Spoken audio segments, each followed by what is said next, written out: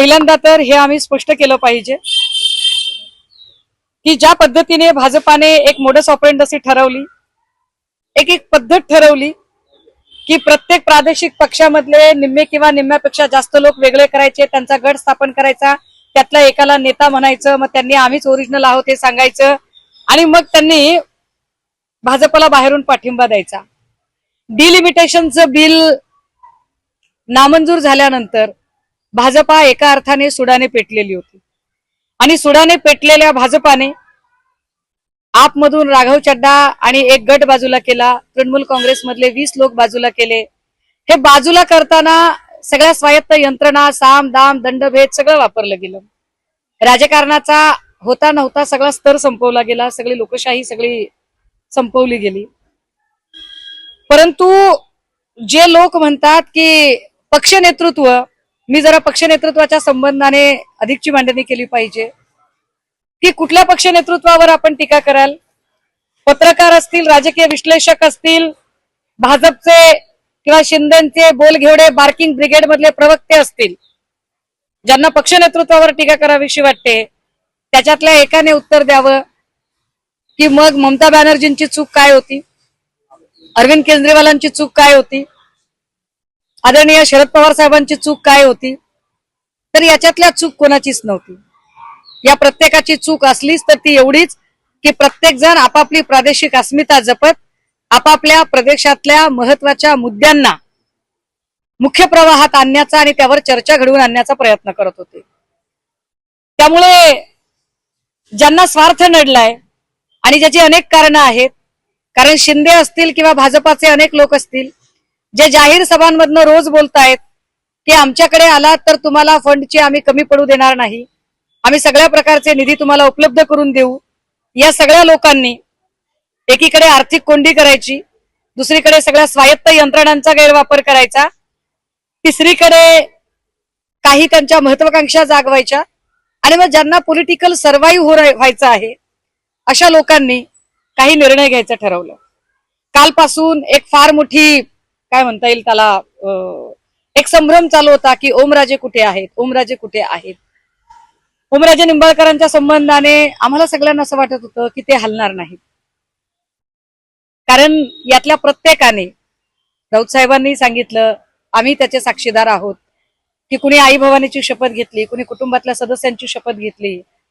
आता जे देवाची शपथ घेऊन देवालाही सोडत नाहीत, ज्या कुटुंब आपलं सगळं काही असतं आपल्यासाठी, त्या कुटुंबातल्या आपल्या पोराबाळांची शपथ घेऊन त्यांची पर्वा करत नाहीत, ते पक्ष नेतृत्वाची पर्वा करतील अशी अपेक्षा करणं चूक आहे। परंतु काल रात्री 10:30 वाजता पुण्यात एक चार्टर आलं, ज्या चार्टरला तानाजी सावंत लीड करत होते। तानाजी सावंतांच्या सोबत अजून काही लोक होती, यामध्ये नानासाहेब पाटील, मी चार्टर मधल्या लोकांची नावं सांगतेय, नानासाहेब पाटील, अमित क्षीरसागर, जयराजे निंबाळकर आणि ओमराजे निंबाळकर हे तानाजी सावंत यांच्या समवेत दिल्लीला गेले। खरं तर या सगळ्या लोकांचं दिल्लीला जाणं हे अचानक नव्हतंच। मुळात 10 तारखेला दिल्लीला एनडीएची एक महत्वाची बैठक झाली। 10 तारखेला एनडीएची जी पंतप्रधान मोदींनी बैठक घेतली, त्या बैठकीनंतर दिल्लीच्या हॉटेल ताज मानसिंगला या सगळ्या लोकांची बैठक एकत्रितपणे झाली। या बैठकीत आता ज्यांनी गट स्थापनेचा वगैरे दावा आणि या सगळ्या बातम्या येत आहेत, हे सगळे लोक त्या बैठकीला उपस्थित होते। ओमराजेंच्या एका महत्वाच्या केसचा निकाल आहे, निकाल 20 तारखेला येणार आहे। निकालावर का बरं हे सगळं अवलंबून असावं? निकालामध्ये असा काही शब्द दिलाय का? कदाचित निकालामध्ये अशी काही आश्वस्तता आहे का की आम्ही तुमचा पारंपरिक राजकीय विरोधक, तुमची कायमची डोकेदुखी संपवून टाकू, तुम्हाला तुमचा राजरस्ता मोकळा असेल, असा काही शब्द मिळालेला आहे का? नागेश पाटील आष्टीकर बद्दल मी बोलावं तेवढं थोडं आहे, कारण नागेश पाटील आष्टीकर त्यांना असं वाटतं की ते सगळ्यात मोठे तिस्मार खान आहेत। परंतु नागेश पाटील आष्टीकरांच्या गेल्या 2 महिन्यांपासून चाललेल्या जेवणावळी असतील, बैठका असतील, या सगळ्यांच्या बातम्या आमच्यापर्यंत पोहोचत होत्या। मी दिल्लीत नसले तरी दिल्लीत तुमचे 500 असतील, आमचे 50 तरी असतील. त्यामुळे तुमची जेवणावळी कुठे झाल्या, तुमच्या बैठका कुठे झाल्या. या सगळ्या टीमचे मुख्य कॅप्टन संजय देशमुख आणि या सगळ्या टीमचे व्हाईस कॅप्टन नागेश पाटील अष्टीकर. ज्या अष्टीकरांनी परवा दिवशी सुद्धा रात्री फोन केला संध्याकाळी 7 वाजता आणि मला असं सांगितलं की ताई, नांदेडमध्ये लोहबंदेंच्या घरातली 2 मतं आहेत, तुमचे आणि लोहबंदेंचे संबंध चांगले आहेत, तुम्ही तेवढं त्यांना सांगा की रेखाताई लोहबंदेचं मत माझ्या पोराला मिळालं पाहिजे, माझं पोरग विधान परिषदेला उभं आहे. सगळं काही समजून उमजून सुद्धा मी नागेश पाटलांचं बोलणं ऐकत होते, कारण नागेश पाटील चक्क लोकांना वेडं समजून वेड्यात काढण्याचा प्रयत्न करतायत. त्यांना असं वाटत होतं की ते ओव्हर स्मार्ट आहेत, पण ही सगळी गोष्ट आम्हाला कळत होती. विशेष काल सकाळी नागेश पाटलांनी पक्ष नेतृत्वाला फोन केला. पक्ष नेतृत्वाला सांगितलं की सुषमाताईंना कृपया आपण सांगा की नांदेडला स्थानिक स्वराज्य संस्थांची जी 2-3 मतं आहेत ती त्यांनी तिथे फोन करावा. जे लोक म्हणतात की पक्ष नेतृत्व संपर्कात नव्हतं, तर मग पक्ष नेतृत्वाने तातडीने मला फोन कसा केला. नागेश पाटलांच्या संपर्कात एवढं सगळं होऊन नागेश पाटील आपल्याशी बैमानी करणार आहेत हे माहीत असून सुद्धा पक्ष नेतृत्वाने नागेश पाटलांना शब्द दिला की हो, मी सुषमाताईंशी बोलतो. पक्ष नेतृत्वाने मला फोन केला, सांगितलं की ताई नांदेडमध्ये फोन करा. मला हे सगळं समजत होतं, तरीही माझ्या नेतृत्वाला मी किती दुखवायचं, माझ्या नेतृत्वाला अजून मी किती वेदना द्यायच्या, हे समजून उमजून मी त्यांच्याशी काहीही न बोलता म्हटलं, सर होय मी बोलते, मी सांगते सर त्यांना. विशेष काल संध्याकाळी 7:15 वाजता पुन्हा एकदा नागेश पाटलांचा फोन आला पक्ष नेतृत्वाला. साहेब, तेवढा तुम्ही फोन केला ना, म्हणजे किती किती ओव्हर स्मार्टनेस दाखवावा, त्याला काही लिमिट. म्हणजे जे लोक म्हणतात की पक्ष नेतृत्वाचा संपर्क वगैरे, अरे दादा हो, सगळ्यांचा संपर्क होता, पण जर इतकं जर गोड बोलून जर लोक शांतीत क्रांती करत असतील, ह्याला क्रांती म्हणत नाही, याला चापलुसी म्हणतात.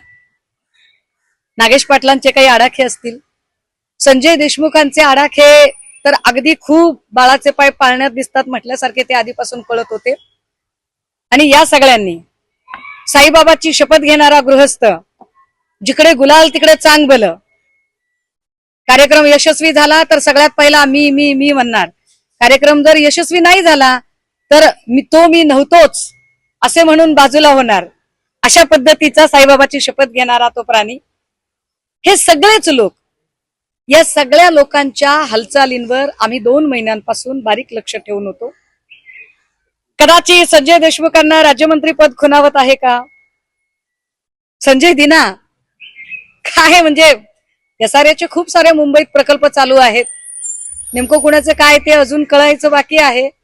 परंतु कुणाच्या मनात काय आहे, अंदर क्या है बाहर क्या है, सब पब्लिक जानती है. पण या पत्रकार परिषदेच्या माध्यमातून महाराष्ट्रातल्या तमाम शिवसैनिकांना मी आवर्जून सांगितलं पाहिजे की यावेळेचं केलेलं मतदान हे नव्या नावासकट, नव्या चिन्हासकटचं मतदान होतं. हे धनुष्यबाणावरचं मतदान नव्हतं. या मतदानामध्ये शिंदे किंवा शिंदेचे सहकारी नव्हते. या मतदानाच्या वेळेला फडणवीस, भाजपा किंवा त्यांच्या कुठल्याही स्वायत्त यंत्रणा मदतीला नव्हत्या किंवा अजून कोणीच नव्हतं. हे मतदान आम्ही आमच्या ताकदीवर घेतलेलं मतदान होतं. हे मतदान शिवसैनिकांचं मतदान होतं. शिवसैनिकांनी रक्ताचं पाणी करून 9 खासदार आणि 20 आमदार निवडून आणलेले. त्यामुळे शिवसैनिकांना पूर्ण अधिकार आहे या लोकप्रतिनिधींच्या घरात घुसून त्यांना जाब विचारायचा. आणि शिवसेना स्टाईल घरात घुसलं पाहिजे एकेकाच्या, आणि घरात घुसून जाब विचारला पाहिजे की तुम्हाला असं काय कमी पडलेलं होतं.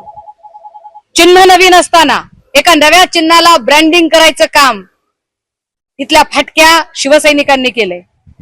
एका नव्या चिन्हाला, नव्या नावाला घेऊन त्याचा ब्रँड बनवण्याचं काम इथल्या फाटक्या आणि उपाशी पोटी काम करणाऱ्या शिवसैनिकांनी केलंय.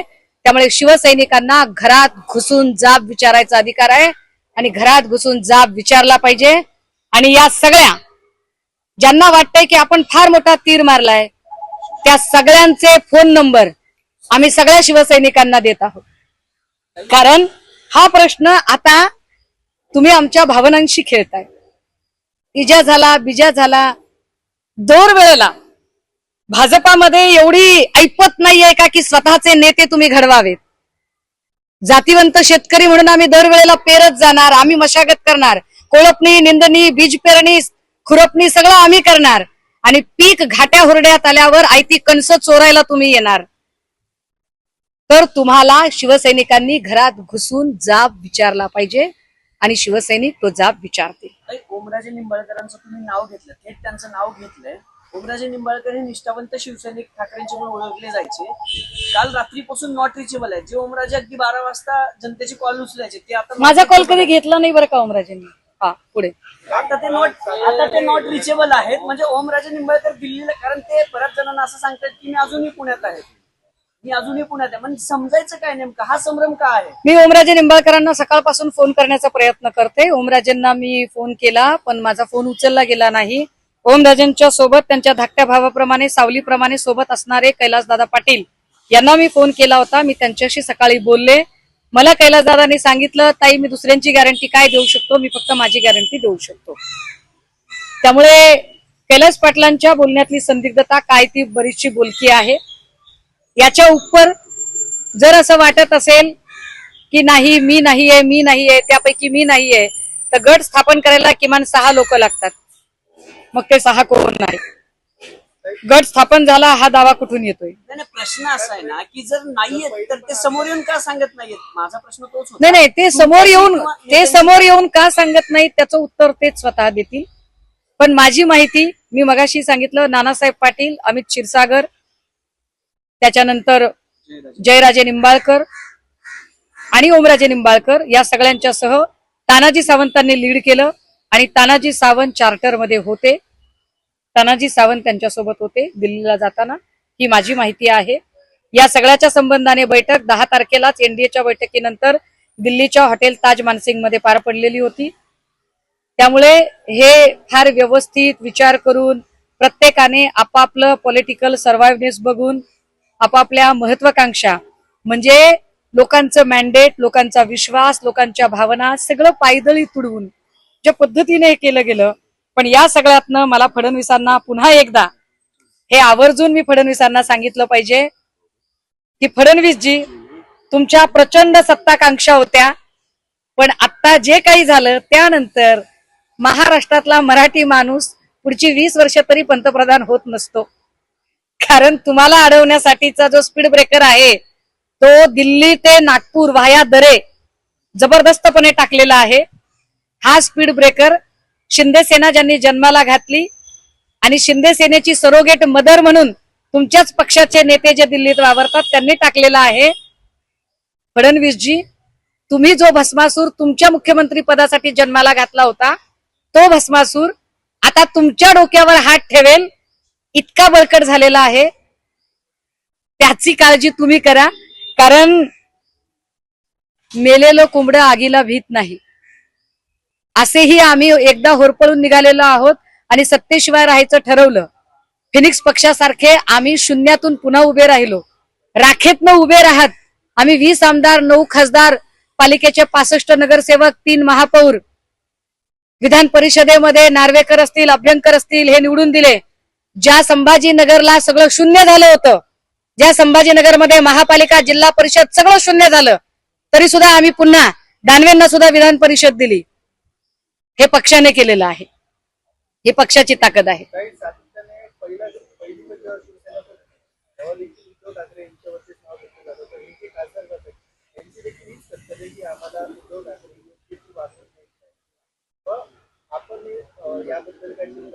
नाही हे काय असतं ना, माझ्या गावाकडे एक म्हण आहे, निनांद्याला 12 बुद्ध्या असतात, ज्याला नांदायचंच नाही तो 12 कारण सांगतो. जर या लोकांचं जर हे कारण असेल तर मग मला सांगा तृणमूलचं काय कारण होतं, त्या 20 लोकांचं काय कारण होतं? ममता बॅनर्जी तर काळा कोट घालून अगदी कोर्टापर्यंत सुद्धा धावल्या होत्या, त्यांचं काय कारण होतं? अरविंद केजरीवाल तर स्वतः जेलमध्ये जाऊन आले, मग त्यांचं काय कारण होतं? पवार साहेब तर अगदी दादा गेल्यानंतर 3ऱ्या दिवशी नदी पाहणीसाठी गेले होते, त्यांचं काय कारण होतं? ही सगळी कारणं बकवास आहेत. एकच महत्वाचं कारण आहे, वन पार्टी वन इलेक्शन, एका डिक्टेटरशिपकडे आपण जात आहोत. Absolute power and absolute corruption या दिशेनं हा प्रवास आहे. पण या सगळ्या प्रवासात ज्यांनी फोडाफोडीच्या समीकरणाला जन्म घातला, ज्यांनी ही सुरुवात केली, ते देवेंद्र फडणवीस मात्र या निमित्ताने मुख्य प्रवाहातल्या राजकारणातनं बाजूला पडलेले आहेत. भाजपच्या राजकारणातनं आता देवेंद्रजींची किंमत शून्यवत होत चाललेली आहे. हे या निमित्तानं सिद्ध झालं. उद्याला आश्चर्य वाटायला नको की मुख्यमंत्री पद कदाचित फडणवीसांकडून जाऊन त्यांनी जन्माला घातलेल्या भस्मासुराकडे सुद्धा येऊ शकते. काही खासदार तर गेले 20 आमदारांची तुम्ही हे सांगितलं की 20 आमदार आहेत, त्या आमदारांचं काय, तेही जातील का? आणि सुषमा आमदारांना देखील ऑफर होती, त्या चार्टर्ड विमानात तुमचं देखील सीट रिझर्व होतं असं कळतं, हे खरं आहे का? नाही, सुषमा अंधारेंना ऑफर होती नव्हती याला काही अर्थ नाही. सुषमा अंधारेंना स्वतःला काय वाटतं हे जास्त महत्वाचं आहे. आम्ही आहोत इथे, नाही, पण चार्टर्ड आम्ही लढणार सीट आहोत. होतं तुमच्या नावचं, रिझर्व होतं असं कळतं. पण जायचं का नाही ते हे मी ठरवलं पाहिजे ना. मी काही आमदार नाहीये, मी काही खासदार नाहीये. लक्षात घ्या, मी आमदार नाही, मी खासदार नाही. त्यामुळे मी त्याच्यावरती काही फार भाष्य करू नये. पण एक नक्की आहे की जे 20 आमदार आहेत, या 20 आमदारांनाही मग मेहकरचे सिद्धार्थ खरात असतील, वर्धाच्या साईडचे लवटे असतील, आळंदीतले बाबाजी काळे असतील, या प्रत्येक आमदारांना निवडून आणण्यासाठी आम्ही रक्ताचं पाणी केले. सुषमा अंधारेने स्वतः महाराष्ट्र 7 ते 8 वेळा उभा आडवा पिंजून काढलाय. हे सगळं ऑपरेशन टायगर नाव दिलं जाते ह्याला, हे सगळं भाजपनीच केलं असं म्हणून. डिलिमिटेशन बिल नामंजूर झाल्यानंतर सुडानं पेटलेली भाजपा कसंही करून ज्यांना राज्यसभेतला बहुमताचा आकडा गाठायचा आहे त्यांच्याकडून ज्या पद्धतीने तोडफोड होतीये, ती तोडफोड उघड्या डोळ्याने सबंध भारत बघत आहे. पण काय असतं माहितीये का, जेव्हा खूप खूप अति होतं, अति झालं आणि हसू आलं. त्यामुळे या सगळ्या गोष्टींचं म्हणजे मला काही फार असा धक्का बिक्का अजिबात वाटत नाहीये. इतकी सगळी स्वार्थानं बरबटलेली माणसं असतील तर यांच्याबद्दल आपण अजिबात वाईट वगैरे वाटून घ्यायला नको. कारण ज्या माणसांना जून महिनाच होता, तोही 4 वर्ष झाली त्याला, त्या जून महिन्यातच जेव्हा ही सगळा पहिला विश्वासघात झाला, एका मोठ्या शस्त्रक्रियेनंतर उद्धव ठाकरे घराबाहेर पडले, महाराष्ट्र पिंजून काढला, एका दिवसात 6-6, 7-7 सभा केल्या, नव्या चिन्हासकट या सगळ्या लोकांना निवडून आणलं. त्याची जर यांना जाणीव नसेल, कुणाला कोर्टाची केस, कुणाला राज्यमंत्रीपद, कुणाला SRA चे प्रकल्प, कुणाला काही जर खुणावत असेल तर ज्याचा त्याचा स्वार्थ.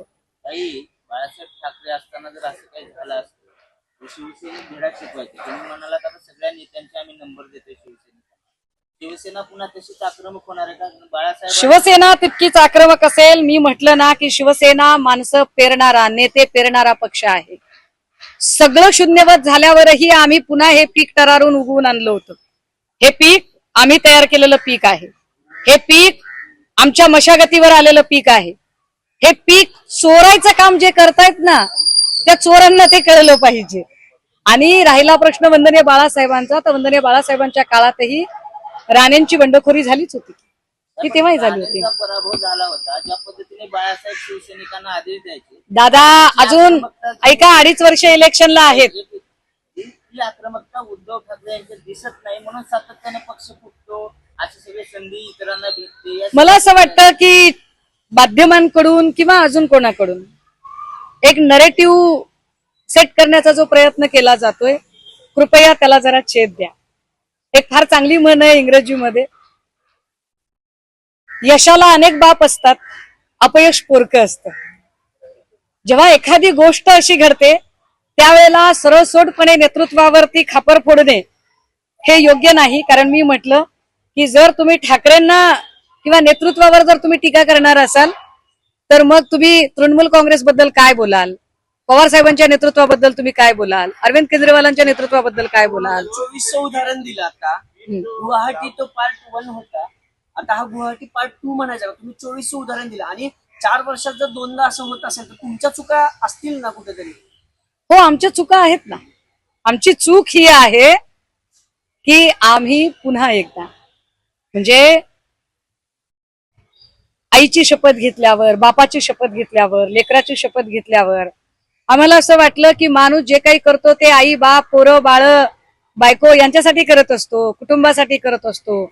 फार हिंदुत्ववाद मानणारे, देव देश धर्म मानणारे लोक देवाला आणि धर्माला प्रमाण मानत असतील, पण देवा धर्माची शपथ घेऊन, कुटुंबाची शपथ घेऊन जर लोक पलटत असतील तर त्याला आपण काय करू शकतो बरं? सुषमाताई, आता उद्धव ठाकरे यांनी पत्रकार परिषद घेणं अपेक्षित होतं, परंतु इतका मोठा भूकंप झालेला असताना देखील उद्धव ठाकरे माध्यमांसमोर आलेले नाहीत किंवा त्यांची भूमिका अजून उद्धव ठाकरे पत्रकार परिषद घेतील, काळजी करू नका. सकाळपासूनचा जो एकूण घटनाक्रम चालू आहे त्या घटनाक्रमामध्ये दिल्लीत एक पत्रकार परिषद संपन्न झाली आहे. उद्या आम्ही जो व्हीप जारी केलाय त्याच्यानुसार उद्या आमची बैठक होते. उद्याच्या बैठकीला अजून कोण कोण हजर राहते एक क्लिअर पिक्चर हातात येऊ द्यात. त्या क्लिअर पिक्चर नंतर स्वतः पक्ष नेतृत्व सुद्धा आपल्या सगळ्यांशी संवाद साधेल. आता जी माहिती आमच्याकडे आहे, ज्या पद्धतीची माहिती येते ते सगळे अपडेट आम्ही आपल्यासोबत शेअर करणार आहोत. देसाई आणि सावंत यांनी व्हीप दिलेला आहे, परंतु आपला व्हीप उशिरा केल्यामुळे इनव्हॅलिड ठरल्याची माहिती मिळते. तर हा व्हीप लागू होईल का याचा? ऐका, असं गृहीत धरा की आम्ही व्हीप काल दिला असता तर काय झालं असतं बरं? तर कदाचित ते म्हणाले असते की आम्हाला परवा दिवशीच पत्र मिळालेलं आहे, परवा दिवशी व्हीप दिला असता तर म्हणाले असते, असं काय करतोय? तर ते म्हणाले असते की आम्हाला 3 दिवसापूर्वी मिळालं आहे. त्यामुळे मी मगाशी म्हटलं की ज्या स्वायत्त यंत्रणा आहेत, निवडणूक आयोगासारखी यंत्रणा काय बायस्ड पद्धतीने वागू शकते हे मागची 3-4 वर्ष आम्ही बघत आहोत. आमच्या पक्ष आणि चिन्हाचा निकाल जो सगळ्यात महत्वाचा निकाल आहे तो निकाल 4.5 वर्षांपासून लागत नाही. एका ज्युडिशियल मॅटर मध्ये कुणी बोलू नये असं म्हणतात. अरे बोलायचं नाही ज्युडिशियल मॅटर मध्ये, पण ज्युडिशियल मॅटर चालू असताना त्या संबंधातल्या आमदारांना फंड मात्र वापरता येतो. हे कुठल्या नियमात बसतं बरं? चंद्रशेखर बावनकुळे असं म्हणाले की भाजपचा यामध्ये काही संबंध नाहीये, परंतु शिंदेंनी फडणवीसांशी चर्चा करूनच ही सगळी ऑपरेशन टायगरची मोहीम राबवलेली आहे. काय आहे, बावनकुळे जरा उतावेळ झालेत. बावनकुळेंना असं वाटतंय की आता जर खांदेपालट झाला तर मुख्यमंत्री पद आपल्याला मिळेल. बावनकुळेंना मुख्यमंत्री पदाचे डोहाळे लागलेत. पण या पत्रकार परिषदेत जाहीरपणे चंद्रशेखर बावनकुळे, मी नेहमी तुम्हाला सांगते की तुम्ही ओबीसी असल्यामुळे तुमच्याबद्दल एक आत्मीयता वाटते, पण हा भाबडेपणा सोडा. तुम्हाला आयुष्यात मुख्यमंत्री पद मिळणार नाहीये.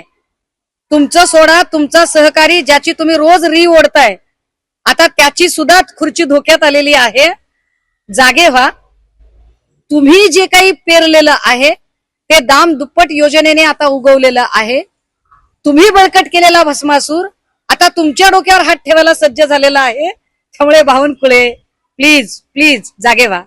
फडणवीसांचं या ऑपरेशन टायगर मध्ये प्रेम आहे किंवा अप्रत्यक्षता सहभाग आहे असं मला वाटतं? नाही, मला असं वाटतं की देवेंद्र फडणवीसांची हातबलता आहे. हा, आदित्य ठाकरे पुण्यातच म्हणाले की आम्ही आमच्या नेत्यांवर अंधविश्वास ठेवतो. आता त्यांना तो सगळीकडे असतो बघा. विश्वासावर काय म्हणतात त्याला, उम्मीद पे दुनिया कायम आहे म्हटल्यासारखं विश्वासावर सगळं जग चालतं. जर एखादा नेता आपल्या पोराची शपथ घेतो, एकुलत्या एका पोरीची शपथ घेतो, आपलं लेकरू आजारी आहे असं सांगतो, आई भवानीची शपथ घेतो, शिर्डीच्या साईबाबाची, शिर्डी वही आते है जिने बाबा बुलाते है, त्या साईबाबांची शपथ घेतो, तर विश्वास ठेवणं स्वाभाविक आहे ना. काही मग आता ते जे 6 खासदार आहेत किंवा शिंदे गट जो आहे किंवा शिवसेनेची शिंदेची शिवसेना जी आहे त्यांच्याकडनं अधिकृत काहीच नाही आलं अजून. तुमच्याकडनं मात्र अधिकृत तुम्ही नावं घेतलेत. मग आता देशानं राज्यानं असं समजायचं का की हे 6 खासदार गेले तुम्हाला सोडून?